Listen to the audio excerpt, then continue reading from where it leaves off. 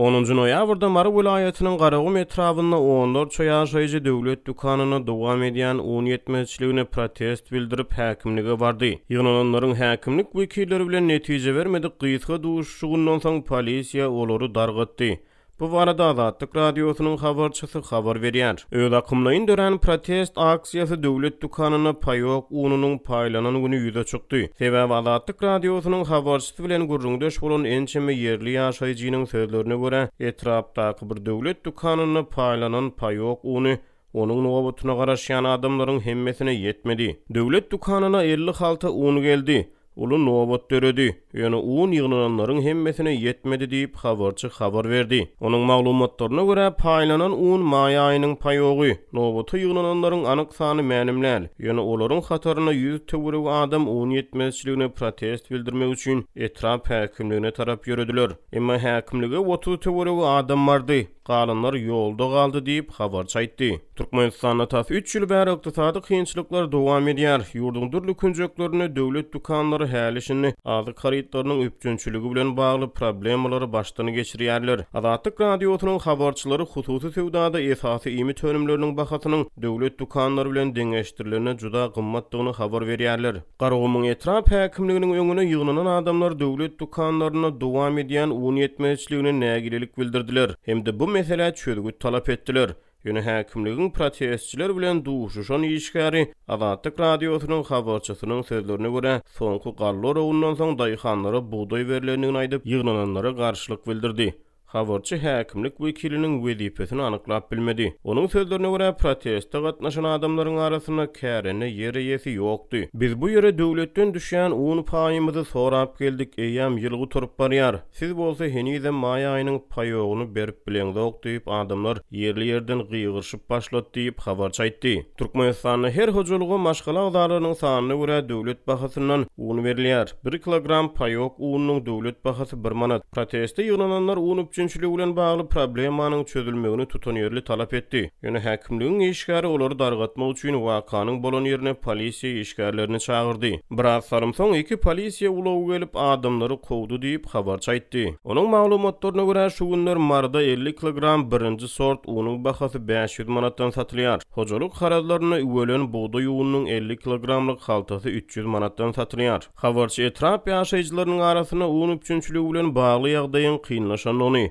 birekden un kar sorayan adamlaryň köpelýändigini habar berdi. Bu aralykda döwlet dukanlaryna azyk harytlarynyň üpjünçiligi bilen bagly problemalar vilayet paýtagtyna da ýüze çykýar. Şeker, towuk buğday, ösümlik ýagy we ýumurtga ýaly önümler ardan bahadan satyn almak üçin adamlar ýer bilen döwlet dukanlarynyň öňünde nowat durýar. Dören nowatlarda wagtal adamlaryň arasyna dawa jenjel ýüze çykýar. 5-nji noýabrda Azatlyk radiosynyň habarçysy Mary şäherine bir döwlet dukanynyň öňünde çörek satyn almak üçin 80 olaý adamyň nowat bellendigini we daň bilen sagat 5:30 töwereklerini adamlaryň arasyna dawa jenjeliň ýüze çykanlygyny habar berdi. Çörek adam başyna birden çäkli möçberde satyldy. Onuň maglumatlaryna görä pensiýe güni ýer bilen çöregiň nowatyna garaşýan adamlar bilen beýnowat öň hatarlary eýelemäge synanşan adamlaryň arasyna ýakalaşyk boldy. Olar uruşup başladylar, soňra polisiýa ulagy gelip 4 adamy tutsak etdi diýip habarçy aýtdy. Bu wakanyň ýa-da habarçynyň maglumatyna görä nowaty garaşýan aýarlaryň arasyna dawa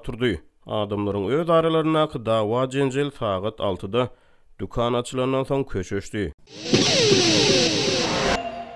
Koronavirusyň ýeke ýagdaýy hem resmi taýdan hataby alynmadyk Türkmenistanda maska rejimine güdükçiligiň pugtalandyrylmagy bilen polisiýa we güdükçilik idaralarynyň işgärlerini maskasyz adamlara jerime ýazmak boýunça gündelik plan tapşyrygy hem güýçlendirildi. Sol bir wagtda muny berje aýtmaly degisli güdükçileriň we polisiýa işgärleriniň arasynda bu talaba garşy nägilelikler artýar. Azatlyň Lewat vilayatyndaky habarçylarynyň biriniň maglumatyna görä bu günler Türkmenabadda ýürüti düzülen güdükçilik toporlary vilayatyň administrativ merkeziniň idaralaryna duýdansyz reýt geçirip işgärleriň maska giymek talabyny berje edişini barlaýarlar.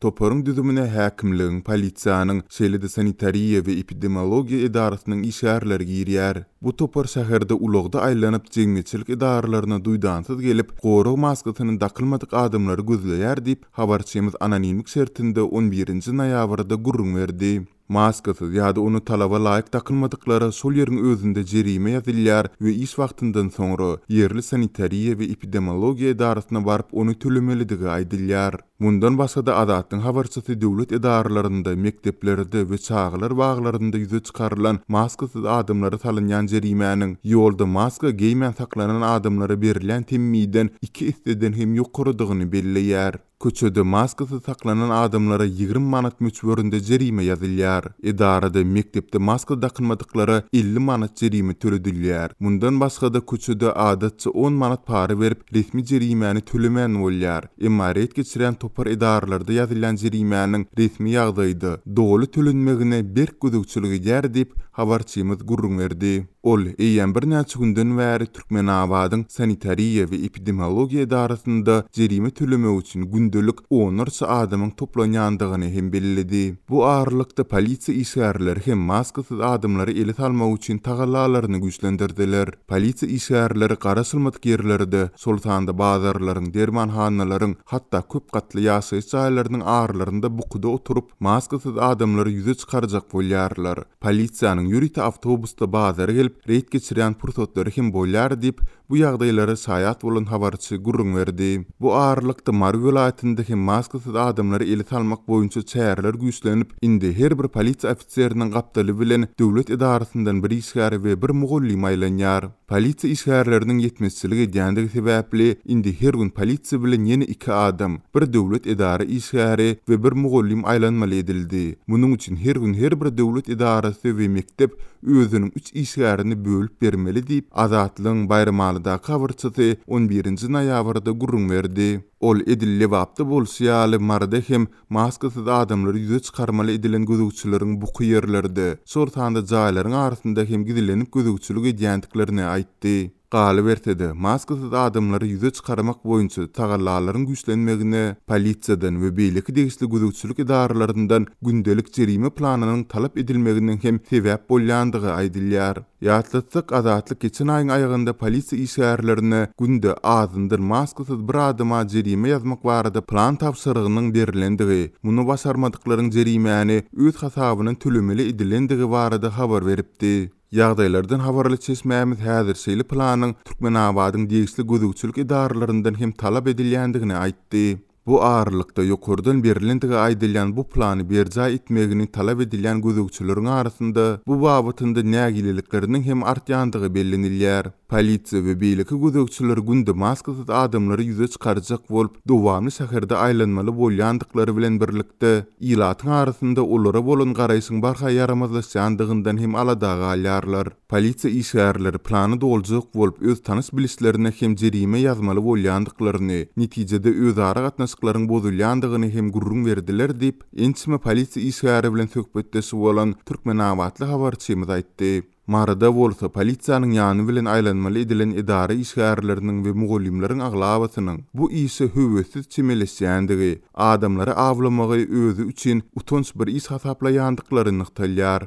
Ýakynda köçedäki maskasyz bir adam polisiýany görende gaçyp jaýlaryň birine girdi. Polisiýa ýanyndaky büdjet işgärlerine dikkatini şol adamyň ýzyna düşüp tutmagy teklip etdi. Emma olar beýtme, degme diýip bu ýagdaýy görmezligi saldylar diýip habarçymyz gurrun berdi. Azatlygyň ençeme finansyklaryna garamazdan ýokurda beýan edilen ýagdaýlar dogrusynda Mary Lewap häkimliklerinden şeýle detewitiň degişli polisiýa we epidemiologiýa idaralaryndan kommentariýa alyp bolmady. Türkmenistandaky barha ýitileşýän ykdysady we ady krizisiniň arasynda pulsuzlukdan kösenýän ilat eklenç aladasynda öz ganyny satyp güzöran aýlamaga mejbur bolýar. Bu barada Azatlyk radiosynyň habarçysy 9-njy noýabrda Lewapdan habar berdi. Soň hepdelerde Türkmenabatdaky welaýat hassahanasynyň we Farab etrap keselhanasynyň gan merkezinde her gün onlarça adam üýşýär. Olar gana zerurluk duýan adamlar üçin gan bermäge taýýar durýarlar. Häzirki wagtda bu ýerde yüzlerçe raýat barlygdan geçip öz gan toporunyň maglumatlaryny öňünden berip goýýar diýip gizlilik şertinde söhbetdeş olan habarçy gurrun berdi. Onuň aýtmagyna görä bu adamlar her 1 gram gan üçin döwletden 2 manat gana derurluk duýan raýatlardan ýa-da olaryň howsarlaryndan hem 2 manat alýarlar. Ganlaryny satýan adamlaryň tasy ählisi işsiz bolup, olar öz ganlaryny satyp maşgalasyna un, çörek, kartoşka ýaly esasy adyk önümlerini satyn alýarlar. Adamlar iş tapman, ýeri çörek satyn almaga pul tapman, indi ganyny satyp güzeran eklemäge mejbur bolýarlar diýip habarçy belledi. Türkmenistanda 3 ýyldan gowrak wagt bäri ykdysady kynçylyklar dowam edýär. Pandemiýanyň fonunda fevral aýynyň ahirinde döwlet serhetleriniň ýapylyp, gatnawlaryň täzeden düzgünleşdirilmegi bilen soňky aýlarda ýurtda adamlaryň eklenç hususanda adyk üpçünçiliginiň ýagdaýy hassa ýitileşdi. Adatlyk radiosynyň ýurt içindäki habarçylary döwlet dukanlarynda adyk ýetmezçiligi, olaryň öňündäki nowatlar, adyk önümleriniň hususiýetçilerdäki bahasynyň ýygyderli gymmatlamagy barada dowamly habar berýärler. Özüni erkin aga diýip tanıştyran faraply işsiz raýat habarçymyza beren maglumatynda ýaşaýyş oňşunyň kynlaşmagy bilen eklenç güzeran aladasynda öz ganyny satyp soňky aýlarda 3000 manat gadanandygyny aýtdy. 250 gramdan 3 gedek gan tawşyrdym. Her gedek 1000 manat töweregi pul gazandym. Bu pula maşgalama zerur bolan azy karitlaryny satyn aldym diýip erkin aga habarçymyza gurrun berdi. Şeýle dol ganyny satmak isleýän dalaşgärleriň köpdügi sebäpli onu bermeň üstünde dawa jenjelleriň hem bolýandygyny aýtdy. Adatlyk radiosy baýdylanlar barada Lebap vilayet we Farap etrap hassahanalaryndan hemde olaryň gan bölümlerinden kommentari alyp bilmedi. Türkmenistanda ykdysady we azyk krizisiniň barha ýitileşmeginiň arasynda pulsuzlukdan kösenýän ilatyň eklenç güzeran aladasynda dürli usullary oýlap tapýandygy, şeýle-de zirdiwilleri dörýändigi, dilekçilik edýändigi we käbir aýalgylaryň mätäşlikden tenlerini satmaga mejbur bolýandygy barada Adatlyk radiosy mundan öň hem habar beripdi. Şeýle-de yetkinjek ýaşyna ýetmedik çağalaryň hem maşgallaryna maddi goldaw bermek üçin bazarlarda we ekin meýdanlarynda zähmet çekýändigi ma'lum bolupdy.